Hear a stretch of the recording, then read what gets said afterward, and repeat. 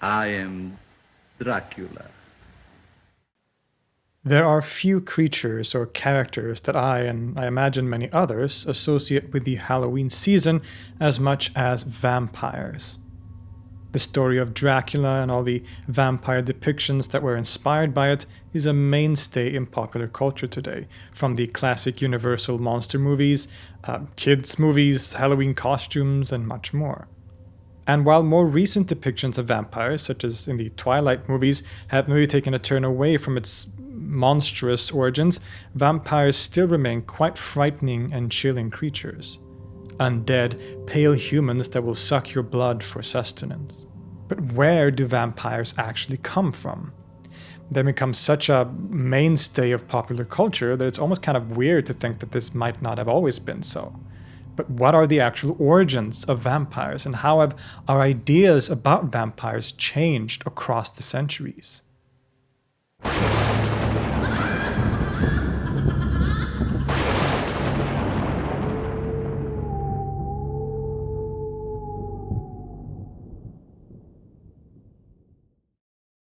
This is a spooky collaboration with my friend Dr. Justin Sledge over on the channel Esoterica, who is also going to be making some vampire-related content today, which you should definitely check out either before or after watching this video. It's always fun to do collaborations with such great friends and colleagues, and of course it's always Halloween season over there on Esoterica, so it was only fitting that I should do this collaboration with him in particular, so definitely go subscribe to his channel for more spooky and esoteric content. As is usually the case when we discuss topics like this, the question of the origins of the vampire depends very much on how we actually define the term vampire. For example, are vampires simply any supernatural blood-sucking creature? Well, then we can find examples of vampires all the way back in ancient times, since as long as we've had recorded history. An obvious example of that are the creatures of ancient Mesopotamia known as Lilitu, which were conceived as female demons or spirits that sometimes thirsted for blood or flesh, particularly that of babies and children. Not to mention that famous Mesopotamian demon Lamashtu that also devoured babies. The Mesopotamian Lilitu is also etymologically connected to the Hebrew Lilith, which appears in some sources as the first rebellious wife of Adam and as a dangerous demon. And there are equivalent creatures in other cultures, such as the Lamia in ancient Greece, which is also a scary creature or daimon that will eat children and haunt you during the night. There are also, of course, some real-life persons that later became associated with vampirism or vampire-like behavior. The obvious example is Vlad the Impaler, sometimes also known as Vlad Dracula, a powerful ruler of Wallachia in Romania who had a beef with the Ottomans and whose reputation became one of great cruelty. It is, of course, partly Vlad the Impaler that inspired Bram Stoker when he created the character of Dracula for the book of the same name in 1897. There is also the famous Hungarian noblewoman and alleged serial killer Elizabeth Bathory. Later legends about her, although their accuracy is questionable, would tell how she bathed and showered in the blood of young virgins to retain her own youth. Witches and vampires are perhaps both connected with Halloween, but they are rarely combined as such today. But in history, it was sometimes thought that witches also had vampiric tendencies by sucking the blood of their victims. The famous Christian esotericist and Platonist Marsilio Ficino wrote that, quote, "It is an ancient and common opinion that certain crones, called witches, suck the blood of infants in order to rejuvenate themselves as best they can. Then why might not our elderly, finding themselves all but without hope of survival, suck the blood of a lad? Of a lad, I say, of stalwart forces, healthy, cheerful, well-tempered, excellent blood that might by happy chance be excessive. Let them suck then like a leech, that is a bloodsucker, from a slightly open vein in the skinny part of the arm, an ounce or two, then immediately take the same amount of syrup or wine. This should be done precisely when they are hungry and thirsty and at the waxing of the moon." Another key characteristic of vampires is of course the contagious nature of their condition. They can turn others into vampires, often by sucking their blood. Keeping this aspect in mind, we can also find historical creatures such as the draugr in Norse and Northern European folklore. In modern parlance, the draugr is essentially a kind of zombie. The word basically means ghost, but draugr is the physical body of a dead person that has come back to life for whatever reason. They are often very strong, dangerous, and can kill you through crushing or sometimes even by eating your flesh and indeed drinking your blood. And again, just like both vampires and zombies, if you fall victim to a draugr, you can become one yourself. These are some of the most frightening and famous creatures from Scandinavian folklore and show up in pop culture such as in video games like Skyrim. Clearly then, the different features of the classic vampire has existed for a long time in different cultures, and the modern vampire is of course at least in some ways a combination of all these different myths and different aspects of folklore. But if we define the term more narrowly, and indeed I think it's pretty wise to do so in order to avoid leaving the term way too broad, if we define it as the kind of vampires that we know and love today, which is usually humans that have died and returned to life with a thirst for blood, then we don't have to go that far back in history. In fact, according to scholars like Nick Groom, the vampire is a creature that evolves in and as a result of a particular time and place, namely Europe in the early 18th century. Here, vampiric creatures of Eastern European folklore were picked up and developed in fascinating ways. Groom says that, quote, "Vampires came into being when Enlightenment rationality encountered East European folklore, an encounter that attempted to make sense of them through empirical reasoning and that, by treating them as credible, gave them reality." Indeed, it is in Eastern Europe around this time that we see clear cases and examples of what we could recognize as something close to modern vampires. Already by the 17th century, we have really eerie accounts of so-called grave chewers. This phenomenon is just as grisly as it sounds. Apparently, some people that had died and been buried were later, when their coffins were opened, found to have eaten or consumed their own clothes or shrouds.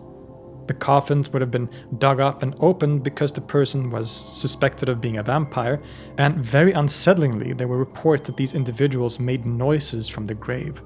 Standing over the grave, one could hear the person grunting, gibbering, and squeaking from below the ground, probably as they were eating away. Some reports even say that these chewers had consumed parts of their own limbs. Now that is some spooky stuff. According to the Eastern European lore, these grave chewers, or vampires, would eventually also rise from their graves and visit and terrorize people they knew in life. The particulars of the vampire lore can differ from place to place, but there are a few recurring features, aside from the ones already mentioned.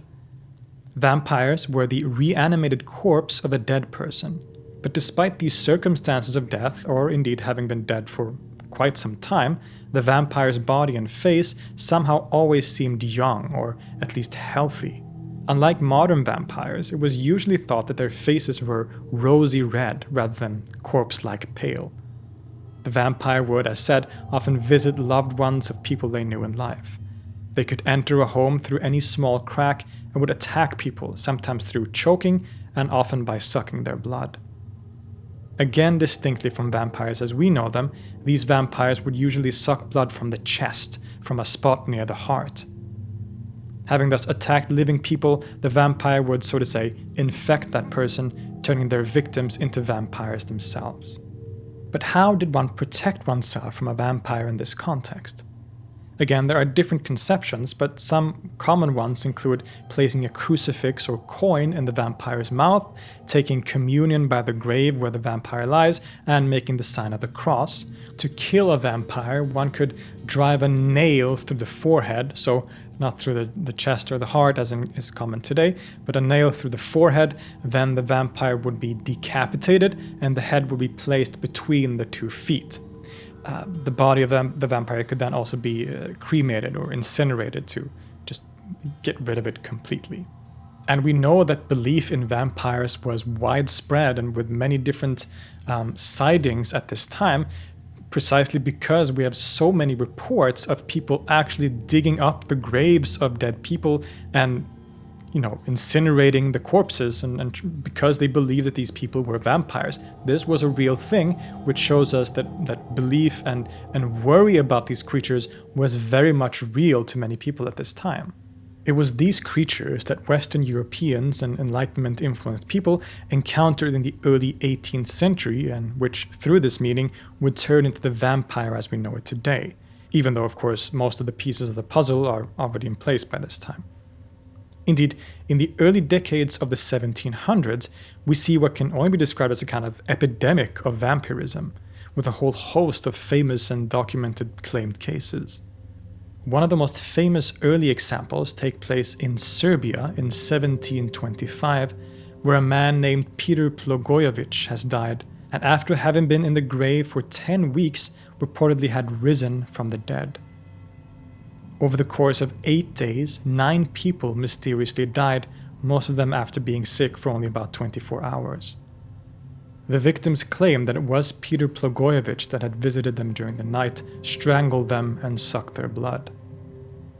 As a result of this, locals and 2 public officials decided to exhume his body. They reported that the corpse was in very strange condition. It gave off no smell, which is normal of a dead body, of course, and the body in general was surprisingly fresh. One of the public officials even reports that, quote, "Not without astonishment, I saw some fresh blood in his mouth." Plogojowicz was then staked through the chest and then cremated. This is a really creepy and interesting case, and in news reports about it from that time, we find one of the earliest examples of the word vampire, or vampyri, being used to describe it. A few years later, we have another famous vampire case in Arnold Paole, also in Serbia. A former soldier who had returned to his native village, Paole had apparently had a run-in with a vampire while away and been infected with the disease. Officially, he died when a cart he was driving turned over, but many believe that the case was more supernatural. Whatever the case, 40 days after he died, 4 people were killed when he allegedly rose from his grave as a vampire himself, stalking his prey at night and being able to enter houses even through locked doors and barred windows. Similar to Plogojowicz, as well as most other claimed vampire cases at that time, they dug him up and opened the coffin only to find his body in great shape, but drenched in blood. The most creepy part of this whole story is that allegedly, when they drove a stake through his heart, he apparently let out a shrieking noise. As usual, the body was then also cremated. And the 4 people that had been victims of Paole was also dealt with in the same way, because, of course, they had been probably infected by the vampire disease. These are just 2 examples of many such cases in Europe at this time. There are many other cases which involve both women and children. Yes, there were vampire children even back then. This meeting between the traditional folklore of Eastern Europe with Enlightenment science is really important according to scholars and writers like Nick Groom. Vampires had a certain scientific nature to them. They are not spirits or ghosts, but very physical, almost medical creatures. It is through a physical contamination of blood that the vampiric disease is transferred, a conception that developed in tandem with new theories and obsessions of the developing science at the time. Across the 18th century, we see many more reported cases of vampires, and the phenomena spreads to Western Europe and places like the UK. Plenty of literature appeared that tried to deal with this phenomenon. This was a major theological question and issue for Christian thinkers, both Orthodox, Catholic, and Protestant, and there were various different approaches and attitudes toward it. Some people, Christian authorities included, were horrified by the exhumation of dead bodies, seeing it as sacrilegious and the whole vampire craze as pure superstition that led people to do horrible things to the sanctity of dead bodies. For others, it was a serious theological question that needed to be dealt with. While ghosts and other specters were more easily harmonized with Christian theology, vampires were a real question mark. Most Christians, of course, believed in some sort of afterlife, and things like ghosts and indeed vampires seemed to be a kind of confirmation or proof of this doctrine of the afterlife. While many Christian thinkers of various denominations were skeptical at the time, many others were not. Protestants in particular showed great interest in different kinds of ghosts as immaterial spectral phenomena, perhaps sent by God to convey messages. Vampires were a different story, though. Indeed, vampires are not immaterial. They are very much physical. They are what is known as revenants, the reanimated physical corpse of a diseased human being. According to Christian theology, at least according to many interpretations, such a thing is indeed possible on very special occasions. After all, Jesus rose from the dead and himself brought Lazarus back to life in the Gospel stories. There is also the common idea in Christianity that the dead will be resurrected, including the body according to many interpretations, at the end of time.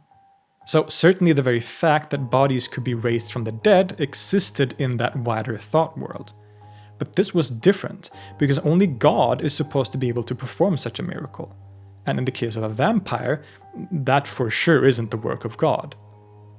Instead, the rising of a vampire was seen as the work of the devil himself. But the devil can't have that kind of power, only God is supposed to. So you can see that this would be a rather heated theological debate. And in general, although there are exceptions as we will see soon, Protestants were much less keen to accept the reality of vampires and to accept all these claims about vampiric activities, instead often being seen as a kind of Catholic superstition, according to the Protestants. The debates, in other words, were raging at this time. And remember, this was also the time of the Enlightenment, which meant that alongside these theological debates and intertwined with them were also naturalistic theories and explanations. Rationalists and theologians, who were often the same people too, tried to figure out where the vampire stood. Was it a natural biological phenomena, or was it a supernatural one? Alternatively, did vampires actually exist at all, or just as illusions or hoaxes? Whatever the case, vampires were here to stay, and at this point the modern vampire had essentially already been born, at least in its basic features. Indeed, in 1733, the Protestant philosopher, theologian, and historian Johann Heinrich Zopf gives us a description of the vampire that feels right at home for most of us even today. Quote, "Vampires issue forth from their graves in the night, attack people sleeping quietly in their beds, suck out all their blood from their bodies, and destroy them. They beset men, women, and children alike, sparing neither age nor sex. Those who are under the fatal malignity of their influence complain of suffocation and a total deficiency of spirits, after which they soon expire. Some who, when at the point of death, have been asked if they can tell what is causing their disease, reply that such and such persons, lately dead, have risen from the tomb to torment and torture them." This trend of vampire literature that emerged in Europe is significant and of course helped solidify the creature in public consciousness in various different ways. It includes the incredibly titled De Masticatore Mortuorum in Tumulis, or On Those That Chew Inside Their Graves, by the Lutheran writer Michael Ranft, among other such works.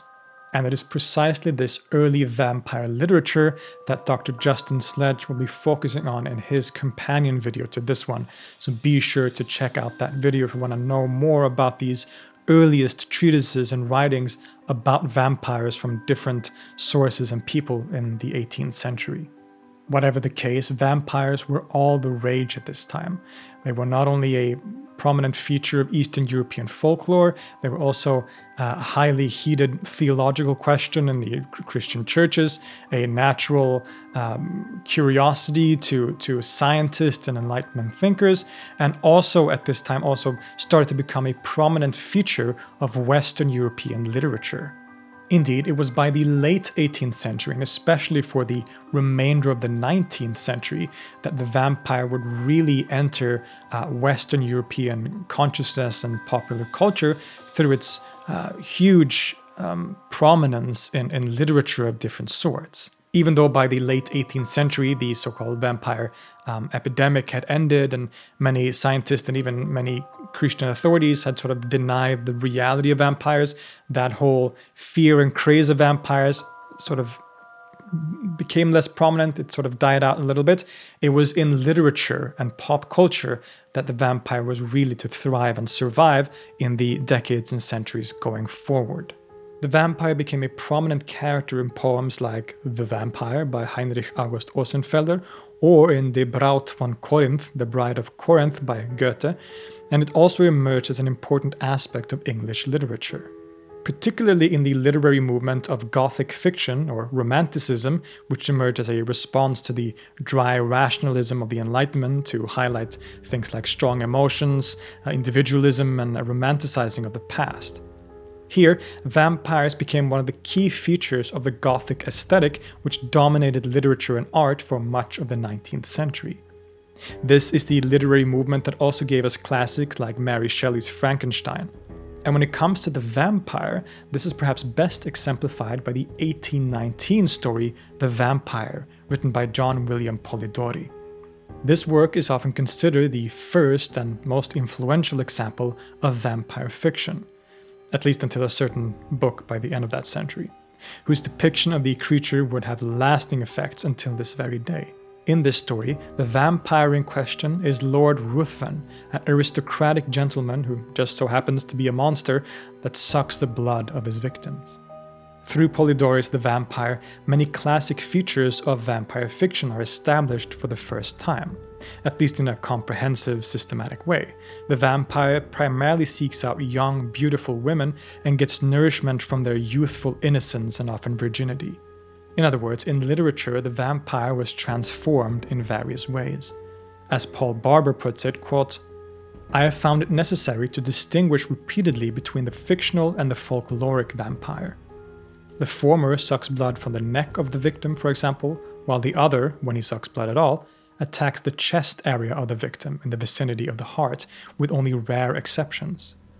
The fictional vampire tends to be tall, thin, and sallow. The folkloric vampire is plump and ruddy or dark in color. The two would be unlikely to meet socially, for the fictional vampire tends to spring from the nobility and to live in a castle, while the folkloric vampire is of peasant stock and resides, during the day at least, in the graveyard in which he was buried." And this would set the stage for the vampire's popularity and prominence in Romance Gothic literature during the 19th century. From the classic and epic Penny Dreadful serial Varney the Vampire that ran from 1845 to 1847 and became immensely popular, introducing new tropes such as the vampire having sharp fang-like teeth for the first time, to the 1872 Irish novella Carmela, depicting a female vampire that preys upon the also female main protagonist, but by far the most famous, important, and influential piece of vampire fiction in history is Bram Stoker's novel Dracula. Released in 1897, right at the end of the 19th century, this would become the most decisive factor in the continuing popularity of vampires in public consciousness, in many ways summarizing all vampire lore from previous centuries and, with innovations of its own of course, positively defined what vampires were to be from that moment on. Stoker's novel is a frightening gothic tale told in a really unique form through things like diary entries, letters, and journals, kind of making it the equivalent of a found footage horror film today. It begins with the solicitor Jonathan Harker, who travels to Transylvania to meet the titular Count Dracula in order to help him in purchasing a house in London for his business ventures. Quickly though, Harker's stay in the castle turns nightmarish as it slowly becomes clear that the Count is a blood-sucking monster. The story then continues in England, where Dracula continues to terrorize the population, sucking their blood, killing them, and turning them into vampires in turn. There is a lot going on in this novel, and Stoker establishes many of the tropes that we have come to associate with vampires today through his terrifying titular character. Among them, the idea that vampires can turn into bats, for example. This is very much from Dracula, not part of folklore from before. Somewhat similar to Polidori's The Vampire, Count Dracula is a well-spoken man of royal blood, and this contrast makes his monstrous side all the more frightening. At the same time, the Count is from Romania, partly inspired by the historical figure Vlad Dracula, and there are many social and political themes at play here too. The general attitude of people in England toward people from Eastern Europe or Turkey or the Ottoman Empire generally was not that positive, to say the least, at this time, and Literally, the idea that there's a blood-sucking vampire from Romania that comes to England to suck the blood of its inhabitants clearly has political and social themes involving xenophobia, for instance. Whether or not that was intentional on Stoker's part or simply just part of the environment at the time and the sort of general zeitgeist, so to say. But there's no denying how riveting and spooky the book is, and it of course became a huge success in several ways. It really is the quintessential vampire novel, one which still reverberates today. Groom writes, quote, "Dracula is the climax to over 70 years of vampire tales, themselves predated by and predating upon a further century of attested reports, reasoned theories, and systematic debate. And although in its wake Dracula would be restlessly reworked in thousands of ways, not only in literature but also on the big screen and on the small screen, on stage and on the catwalk, as well as by late 20th century goths and early 21st century emos, the novel remains a remarkable document of state-of-the-art 1890s vampirology. Drawing on the past, Stoker defined the vampire for the future, and Count Dracula became the vampire par excellence. But that isn't to say that the development of the vampire stopped at this point, only that going forward, basically all depictions of the vampire were either based on Dracula or in some way functioned in response or relation to that book. Indeed, the 20th century saw new mediums such as cinema where vampires would continue to play an important role. Dracula was unofficially adapted to the big screen for the first time in the classic silent movie Nosferatu, which remains pretty spooky and creepy even 100 years later. But it was with the classic series of horror movies produced by Universal Studios from the 1930s onward that we got the most classic depiction of the Count. In Dracula from 1931, we get the most iconic performance of Bela Lugosi as the titular character, giving quite a unique and original interpretation that would prove incredibly lasting. Lugosi's Dracula is pale, stiff, speaks with a heavy accent, wears a dark cape and black slick hair. This was pretty distinct from Dracula as depicted in the original novel. Stoker's Dracula was, as we said, well-spoken and dressed in a fancy way. In most ways, he appears like any regular person, which hides the true monster beneath the surface. Lugosi's Dracula, on the other hand, let me put it this way, if you saw this guy on the street, you'd get pretty suspicious right away, wouldn't you? Regardless, it is Lugosi's depiction in the classic Universal movies that would become the image that most people associate with the character.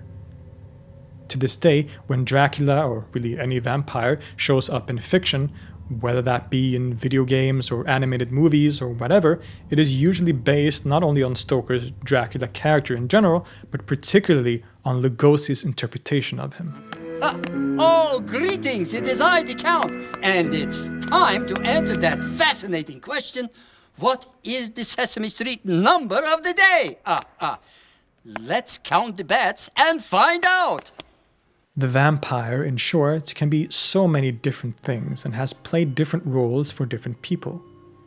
It was an aspect of Eastern European folklore in the 18th century, spreading fear in communities that believed the creatures to be real. It was also a heated theological question that concerned thinkers from different denominations of Christianity, as well as Enlightenment thinkers and medical professionals that had to tackle and deal with the vampire and its characteristics from a scientific and rational standpoint, and they did so in various different ways.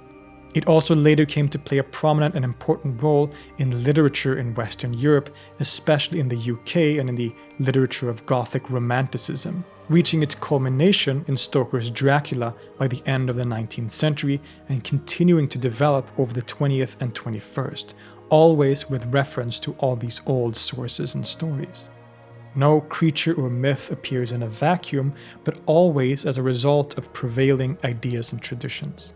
In a religious sense, the vampire and its blood-sucking ways have clear religious connections too, in many ways essentially being an inversion of the Christian sacrament of the Eucharist, where the blood and flesh of Christ is, symbolically or not, consumed in the church. This particular aspect of the vampire, I think, was especially well explored in Mike Flanagan's 2021 series, Midnight Mass, which is one of my favorite pieces of vampire media in a very long time. And that's an important thing to remember. The vampire is a creature that is always evolving and developing. Even though it's always, or at least mostly, based on all these old sources and classic traditions and folklore, there's an infinite amount of ways that the vampire can be shaped and formed according to a particular culture or time and place, certain, representing certain social anxieties and questions and cultural features. If you are a millennial, you'll remember the craze around vampires in movies like Twilight or The Vampire Diaries, which indeed presents a pretty radically different kind of vampire from the classic literature. Here perhaps representing things like feelings of alienation and teenage angst. Being a teenager with all the awkwardness that often brings can make you feel like an outcast or, and excuse the harsh language, like a monster or a vampire. This is a perfect example to see that the prevailing fiction in a culture will always be shaped and reshaped depending on the context of the times and the different anxieties in society. And of course, the vampire has, along with other characters like Frankenstein's monster, the werewolf, the mummy, and others, as ambassadors and recurring figures during the Halloween season, thanks in no little part to the many classic Universal movies. There simply isn't a Halloween without seeing a vampire inspired by Bela Lugosi's performance, or just basking in the gothic aesthetic that the vampire is so associated with. So whether you go to a Halloween party dressed as a vampire this year or decide to watch one of those old classic movies, remember that you are participating in the shaping and reshaping of a creature and myth that is hundreds, maybe thousands of years old, depending on how we define the vampire. A creature and myth that has interacted with religion and theology, folklore, literature, arts, and science all throughout that history. The vampire is one of the most recognizable characters, especially during the spooky season, and it is one that is here to stay. Don't forget to go check out the companion video over on Esoterica. If this was a general introduction to the history of vampires, then Dr. Justin Sledge will be going deeper into that earliest period of the 18th century and all the vampire literature and stories about vampires that came out of that very earliest period, which is going to be so fascinating. So don't forget to go check out that video and also subscribe to his channel. Happy Halloween, everyone, and I'll see you next time.